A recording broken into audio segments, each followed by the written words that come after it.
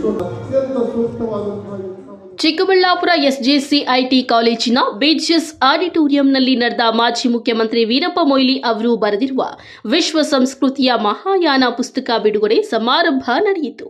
ಈ ವೇಳೆ ಸುತ್ತೂರು ಮಠದ ಶಿವರಾತ್ರಿ ದೇಶಿಕೇಂದ್ರ ಸ್ವಾಮೀಜಿ ನೇತೃತ್ವದಲ್ಲಿ ವೀರಪ್ಪ ಮೊಯ್ಲಿ ಬರೆದಿರುವ ವಿಶ್ವ ಸಂಸ್ಕೃತಿ ಮಹಾಯಾನ ಪುಸ್ತಕ ಬಿಡುಗಡೆ ಮಾಡಿ ಅವರು ಮಾತನಾಡಿದ್ದಾರೆ. ವೀರಪ್ಪ ಮೊಯ್ಲಿ ಅವರು ಮುಖ್ಯಮಂತ್ರಿಯಾಗಿ, ಕೇಂದ್ರ ಸಚಿವರಾಗಿ, ಶಾಸಕರಾಗಿ ನಾಡಿಗೆ ಸಲ್ಲಿಸಿರುವ ಸೇವೆ ಶ್ಲಾಘನೀಯ. ರಾಜಕೀಯವಾಗಿ ಸಕ್ರಿಯವಾಗಿದ್ದು ಸಾಹಿತ್ಯದಲ್ಲಿ ಆಸಕ್ತಿ ಹೊಂದಿರುವವರು ಅತಿ ವಿರಳ. ಅಂತಹವರಲ್ಲಿ ವೀರಪ್ಪ ಮೊಯ್ಲಿ ಅವರು ಕೂಡ ಒಬ್ಬರು ಎಂದರು. ಒಂದು ಗ್ರಾಮೀಣ ಪ್ರದೇಶದಿಂದ ಬಂದಂಥವರು ಅವರಿಗೆ ದೊರೆತಂತಹ ಅವಕಾಶಗಳನ್ನೆಲ್ಲ ಸದುಪಯೋಗಪಡಿಸಿಕೊಂಡು ಬಾಲಕರಾಗಿದ್ದಾಗಿಂದ ವಿದ್ಯಾರ್ಥಿಯಾಗಿದ್ದಾಗ ಕೂಡ ಇಂತಹ ಚರ್ಚೆಯ, ಸಂವಾದದ, ಅಧ್ಯಯನದ ಸಂಗತಿಗಳನ್ನು ತಮ್ಮದನ್ನಾಗಿಸಿಕೊಂಡು ಏಕಕಾಲಕ್ಕೆ ರಾಜಕಾರಣಿಗಳಾಗಿ, ಸಾಹಿತಿಗಳಾಗಿ ಬೆಳೆದಂಥವು. ರಾಜಕೀಯದಲ್ಲಿ ಇರುವಂಥವರಿಗೆ ಬಹಳ ಜನರಿಗೆ ಸಾಹಿತ್ಯದಲ್ಲಿ ಆಸಕ್ತಿ ಇರೋದು ಕಡಿಮೆ. ಒಂದು ಸಮಯದ ಕೊರತೆ ಇರ್ಬೋದು, ಅಥವಾ ಅವರ ಕಾರ್ಯಕ್ಷೇತ್ರದಲ್ಲಿ ಹೆಚ್ಚು ತನ್ಮಯರಾಗೋದ್ರಿಂದ ಅದಕ್ಕೆ ಸಮಯ ಒದಗಿಸಲಿಕ್ಕೆ ಸಾಧ್ಯ ಆಗಿರ್ಬೋದು. ಹೀಗೆ ರಾಜಕೀಯದಲ್ಲಿದ್ದು ಕೂಡ ಸಾಹಿತ್ಯ ಕ್ಷೇತ್ರದಲ್ಲಿರ್ತಕ್ಕಂಥ ವಿರಳಾದಿ ವಿರಳರಲ್ಲಿ ಮೊಯ್ಲಿಯವರು ಕೂಡ ಒಬ್ಬರು ಅಂತ ಅನ್ನೋದು ಒಂದು ಅಭಿಮಾನದ.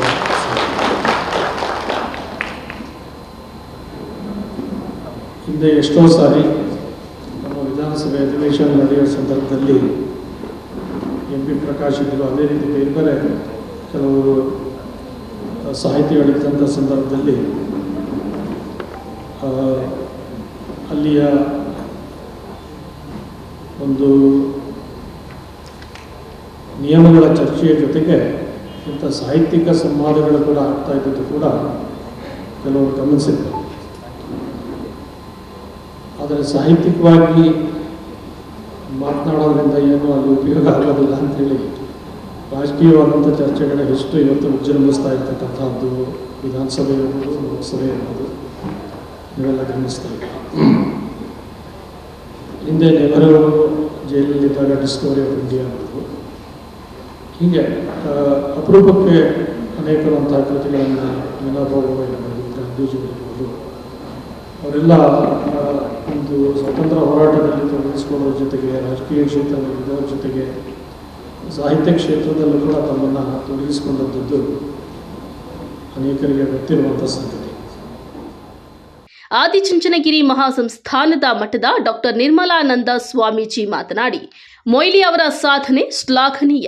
ತನಗೆ ಜಗತ್ತು ಹೇಗೆ ಇರಬೇಕೆಂದು ಭಾವಿಸುತ್ತಾರೋ ಅಂತಹ ಕೃತಿಯನ್ನ ರಚಿಸಿ ಜಗತ್ತಿಗೆ ಅರ್ಪಿಸುತ್ತಾರೆ. ಮೊಯ್ಲಿ ಅವರು ಶ್ರೇಷ್ಠ ರಾಜಕಾರಣಿ, ಶ್ರೇಷ್ಠ ಸಾಹಿತಿಯೂ ಆಗಿದ್ದಾರೆ. ಅನೇಕ ಗೌರವ ಪ್ರಶಸ್ತಿಗಳು ಸಂಧಿಸಿವೆ. ಮನಸ್ಸು ತೊಳೆಯುವ ಕೆಲಸವನ್ನ ಒಬ್ಬ ಸಾಹಿತಿಯಾಗಿ ವೀರಪ್ಪ ಮೊಯ್ಲಿ ಮಾಡಿದ್ದಾರೆ ಎಂದು ಹೊಗಳಿದ್ದಾರೆ. ತಕ್ಷಣಕ್ಕೆ ನಿಮಗೆ ಕೈ ಸಿಕ್ಕಿದ್ರೂ ಕೂಡ ಆ ಪುಸ್ತಕದ ಬಗೆಗೆ ಆಸ್ತಿನ ತಾಳಿ ಇದು ಓದಲಿಕ್ಕೆ ಯೋಗ್ಯವಾಗಿರ್ತಕ್ಕಂಥದ್ದು, ಓದಿದರೆ ನಮಗೇನಾದರೂ ಸಿಗುತ್ತೆ ಎಂಬ ಫಲದ ಅಪೇಕ್ಷೆ ಇಲ್ಲದೆ ಹೋಗುತ್ತೆ ಆದರೆ ಯಾರು ಯಾವ ಪ್ರವೇಶವನ್ನು ಕೂಡ ಮಾಡೋದಿಲ್ಲ. ಅಂತಹದೊಂದು ಆಸಕ್ತಿಯನ್ನು ಮೂಡಿಸುವ ರೀತಿಯಲ್ಲಿ ಒಟ್ಟು ಕೃತಿಯ ಸೂಕ್ಷ್ಮ ಪರಿಚಯ ಮತ್ತು ಪ್ರವೇಶವನ್ನು ಮಾಡಿಸಿಕೊಟ್ಟಂತಹವರು ನಾಡು ಕಂಡ ಖ್ಯಾತ ಸಾಹಿತಿಗಳು ಪ್ರೊಫೆಸರ್ ಪುರುಷೋತ್ತಮ ಬಿಳಿಮನೆ.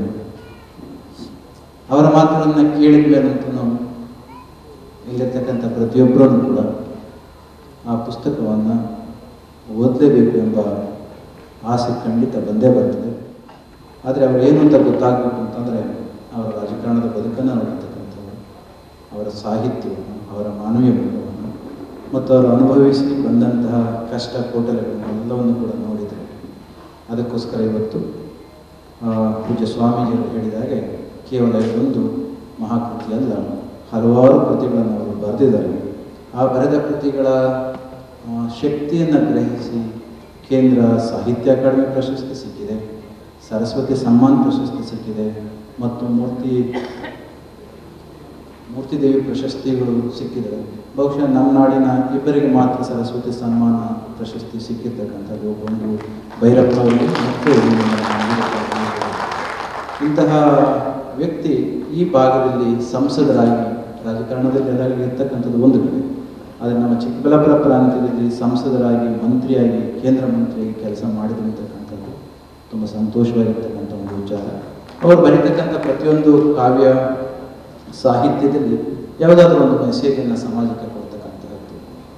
ನಮ್ಮ ಸಂಸ್ಕೃತ ವಾಗ್ಮಯದಲ್ಲಿ ಒಂದು ಮಾತನ್ನು ಹೇಳ್ತಾರೆ, ಅಪಾರೇ ಕಾವ್ಯ ಸಂಸಾರೇ ಕವಿರೇವ ಪ್ರಜಾಪತಿ ಯಥಾಸ್ಮಯ ರೋಚತೆ ವಿಶ್ವಂ ತಥೇದಂ ಪರಿವರ್ತತೆ ಅಂತ ಒಂದು ಮಾತು.